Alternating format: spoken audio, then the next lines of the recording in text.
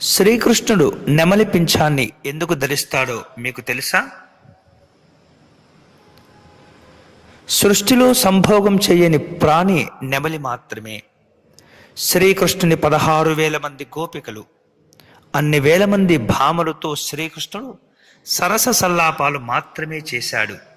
అల్లరి మాత్రమే చేసి ఆగాడు. అంతవరకే మెలిగాడు. ఆ విషయాన్ని తెలియచేయటమే శ్రీకృష్ణుని పైనున్న నెమలి పింఛం భావం. శ్రీకృష్ణుడు కొంటెవాడు మాత్రమే. అయితే శ్రీకృష్ణుడు భోగిగా కనిపించే యోగీశ్వరుడు.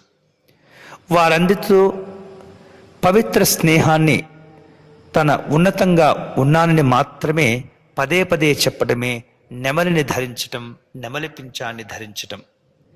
నెమలి అంత పవిత్రమైనది కనుకే అది మన జాతీయ పక్షి అయినది.